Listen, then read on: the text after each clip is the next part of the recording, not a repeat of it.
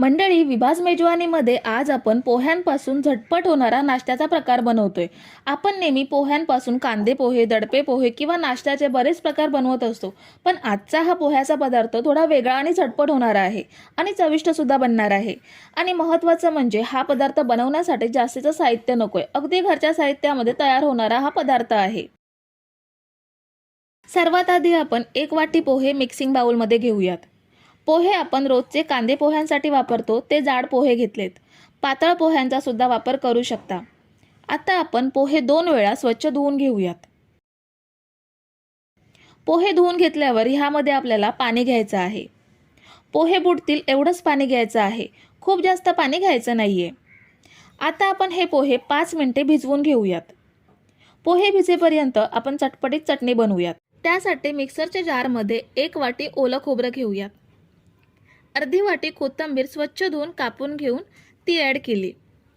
तिखट हिरव्या मिरच्या 3 घेतल्यात। मिरच्यांचं प्रमाण तुम्ही आवडीनुसार कमी जास्त करू शकता।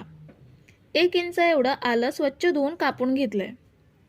7 ते 8 लसणीच्या पाकळ्या घेऊयात। 1 टीस्पून जिरं घ्यायचं आहे। 1 चमचा साखर घेऊयात। चवीनुसार मीठ घ्यायचं आहे आणि अर्ध्या लिंबाचा रस ॲड करूयात।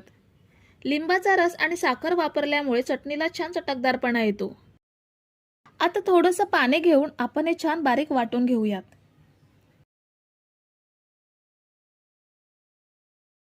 हे बघा, आपण मस्त चटणी बनवून घेतली आहे, छान बारीक वाटली गेली आहे। आता आपण ही एका बाउलमध्ये ट्रान्सफर करून घेऊयात। पोहे आपण 5 मिनिटे भिजवून घेतलेत, चांगले भिजले गेलेत। हे बघा, हाताने कुस्करले जात आहेत। आता भांड्यातले पोहे आपण चमच्याने कुस्करून घेऊयात। हे बघा, ह्या पद्धतीने स्मॅश करायचे आहेत। पेस्ट झाली नाही तरीही चालेल, पण थोडे बारीक झाले पाहिजेत। पोहे बारीक करून घेतल्यावर ह्यामध्ये बारीक चिरलेला कांदा घेऊयात। थोडीशी बारीक चिरलेली कढीपत्त्याची पाने घ्यायची आहेत। 2 बारीक चिरलेल्या तिखट हिरव्या मिरच्या घेऊयात। मिरच्यांचं प्रमाण आवडीनुसार कमी जास्त करू शकता। लसूण आणि आलं किसून अर्धा चमचा एवढी घेतली आहे। तुम्ही आला लसूण पेस्ट सुद्धा घेऊ शकता। 1 लहान टोमॅटो बारीक कापून घेऊन तो ॲड केला। आता हे सगळं छान मिक्स करून घेऊयात। सगळं साहित्य मिक्स केल्यावर ह्यामध्ये काही सुके जिन्नस ॲड करूयात। इथे मी अर्धा चमचा जिरं घेते। पाव चमचा हळद घ्यायची आहे। 2 चमचे बेसन घेऊयात।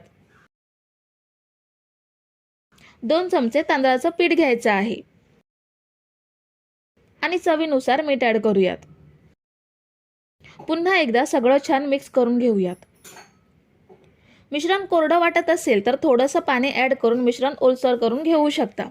मी पोहे भिजवण्यासाठी वापरलेल्या पाण्यामध्येच मिश्रण परफेक्ट ओलसर झालंय।